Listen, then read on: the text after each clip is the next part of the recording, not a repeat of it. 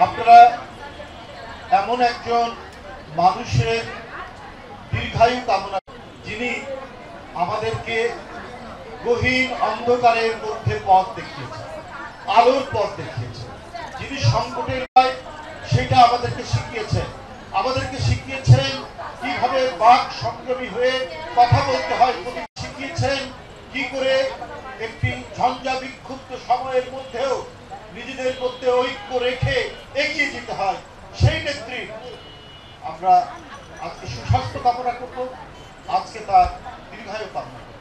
আমি জাতীয়তাবাদী মহিলা দলকে আন্তরিক ধন্যবাদ জানাই যে আপনারা এই মহতী উদ্যোগটি নিয়েছেন। আমরা আজ পর্যন্ত যারা ছাত্র জীবন থেকে এখানে গড়ে উঠেছি, এই যে এখানে হেলেন, শাম্পি, আরো যারা এখানে রয়েছে, বেবি আপা, তারা সবাই তো আমার ছাত্রী বিষয় সম্মানিতা,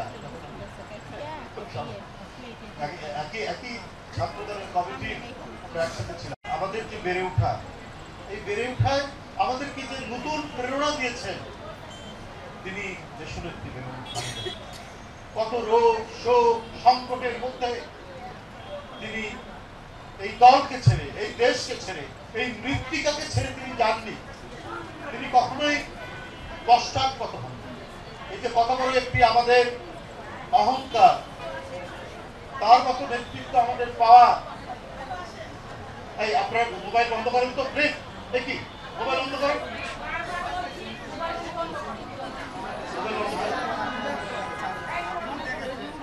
এটি আমরা সেখান থেকে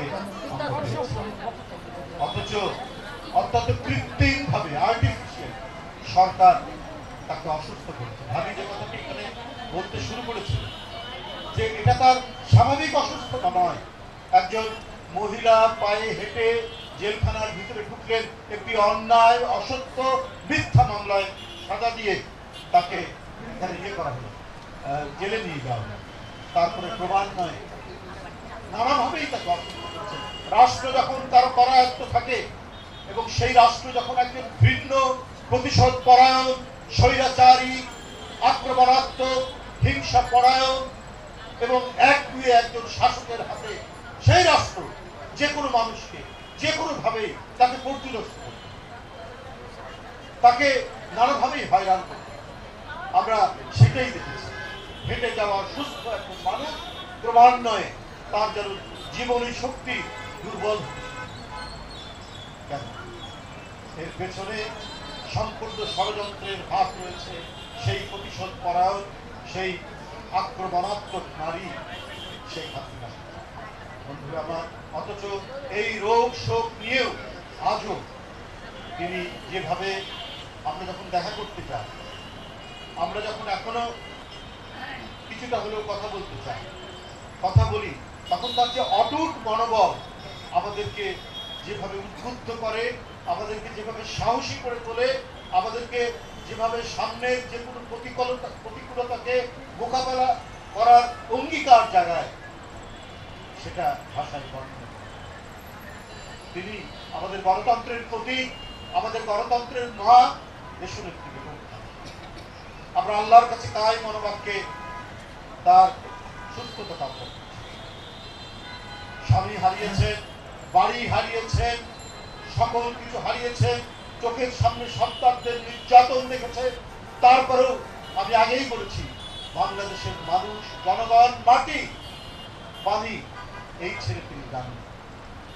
এক অদ্ভুত বিশাল হৃদয় নিয়ে, এক অদ্ভুত দেশপ্রেম নিয়ে, তার স্বামীর মতো তিনি ওই বাংলাদেশকে রক্ষার অঙ্গীকার নিয়ে বারবার আপনি দেখেছেন আরেকজন একটু সমস্যা হলেই পালিয়ে গেছে, দেশ ছেড়ে চলে গেছে।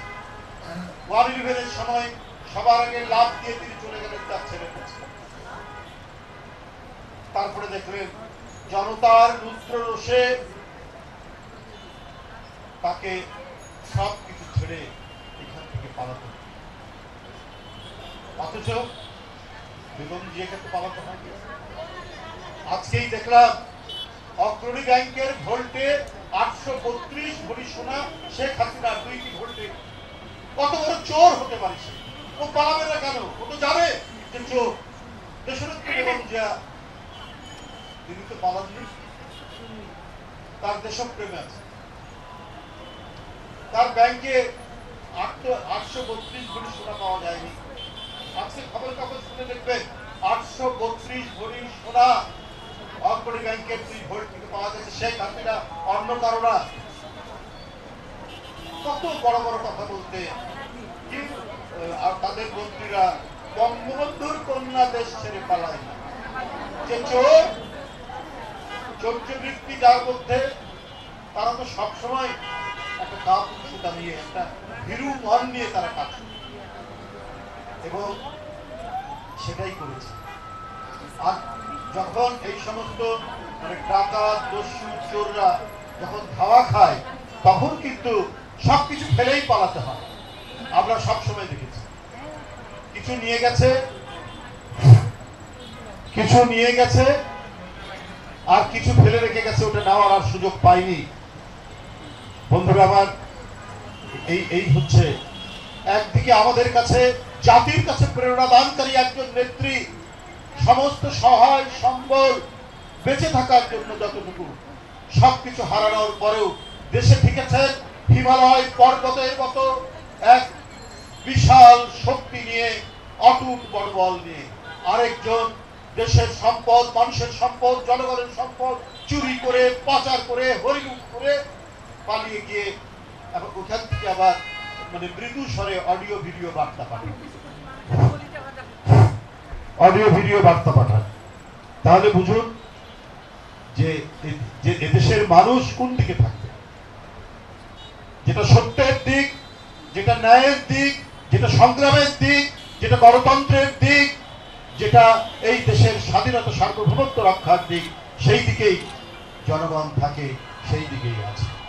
আমি বক্তব্য দীর্ঘায়িত করব না।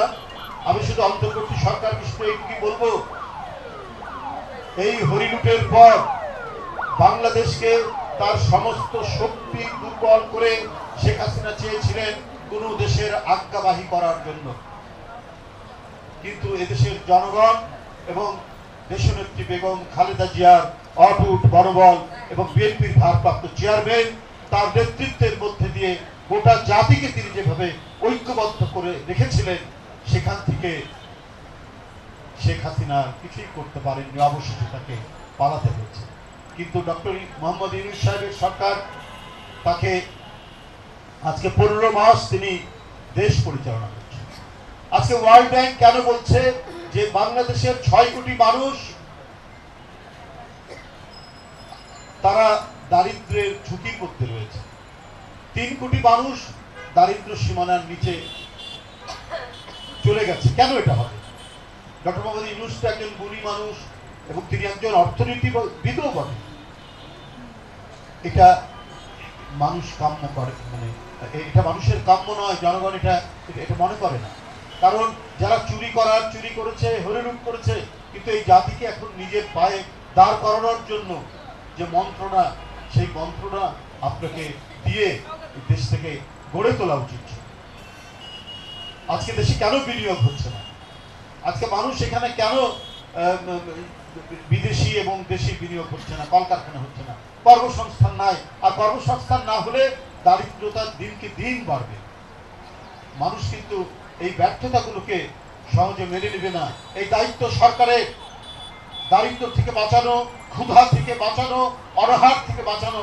শেখ হাসিনার আমলে মা তার সন্তান বিক্রি করেছে, সেই সন্তান বিক্রি করার পরিস্থিতি যেন না হয়, একটা সুখী সমৃদ্ধ দেশ যাতে গড়ে তুলতে পারি, সেই প্রচেষ্টা, সেই দিক নির্দেশনাগুলো জাতি আপনার কাছ থেকে চায়।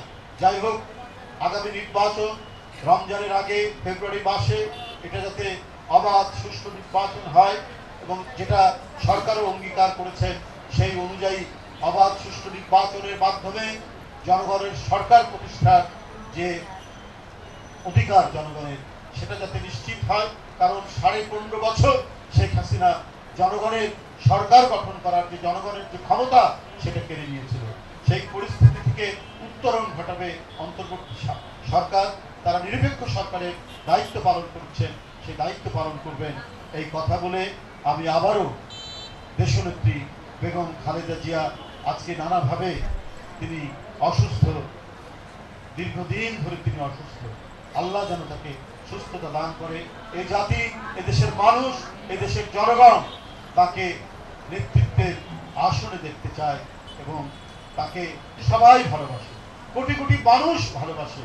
তার যে দেশপ্রেম, জনগণের প্রতি তার যে অঙ্গীকার, সেই অঙ্গীকার দেখে আজ প্রতিটা মানুষই দেশনেত্রী বেগম খালেদা জিয়ার সুস্থতার জন্য, আরোগ্যের জন্য ধন্যবাদ সবাইকে।